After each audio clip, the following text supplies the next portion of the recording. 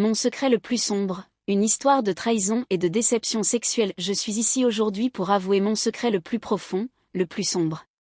Un secret qui me hante depuis des années et dont je ne suis pas fière. Je parle de mon infidélité et des événements choquants qui se sont déroulés pendant mon mariage avec Bryce dans notre belle maison de San Francisco.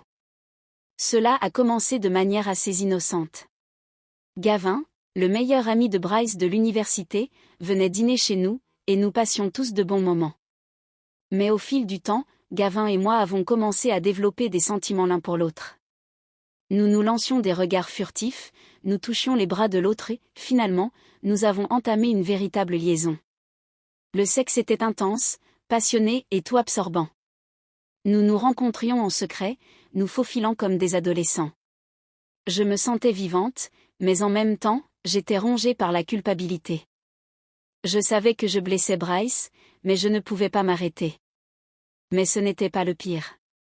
Gavin avait un côté sombre, et il m'a initié à des choses que je n'aurais jamais cru apprécier. Il était adepte du BDSM, et il voulait que je participe. Au début, j'étais hésitante, mais il m'a lentement convaincue d'essayer. J'ai honte de l'admettre, mais j'y suis devenue accro. La douleur, le plaisir, le contrôle, tout cela était si enivrant.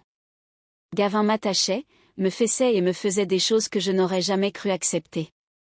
Mais je l'ai fait, et j'ai adoré chaque minute. Nous avons eu des relations à trois avec d'autres femmes, et même des hommes. Gavin me regardait coucher avec d'autres, et cela l'excitait. J'étais son esclave sexuelle, et j'ai adoré chaque minute. Mais lorsque Bryce est décédé subitement lors d'un accident de surf à Malibu, j'ai été dévastée. Je me sentais coupable, honteuse et seule. Gavin et moi sommes restés ensemble pendant quelques années après le décès de Bryce, mais lorsque Gavin est décédé d'une crise cardiaque, je me suis retrouvée seule pour ramasser les morceaux. C'est à ce moment-là que j'ai rencontré Parker, un homme d'affaires fortuné de New York, et je suis retombée dans le même schéma. Le sexe était différent cette fois-ci, mais la culpabilité et la honte étaient toujours présentes. Je savais que je blessais à nouveau des gens, mais je ne pouvais pas m'arrêter. Parker était adepte des jeux de rôle, et il m'habillait en costume et couchait avec moi dans des lieux publics. Je me sentais comme une salope, mais je n'en avais jamais assez.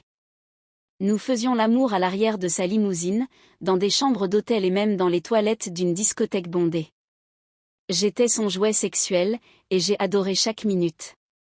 Je suis tellement désolée pour ce que j'ai fait. Je suis désolée d'avoir blessé Bryce, Gavin, Parker et toutes les autres personnes qui ont été touchées par mes actes. Je sais que je ne pourrai jamais me faire complètement pardonner, mais j'espère qu'en partageant mon histoire, je pourrai aider d'autres personnes qui pourraient être aux prises avec des désirs et des impulsions similaires.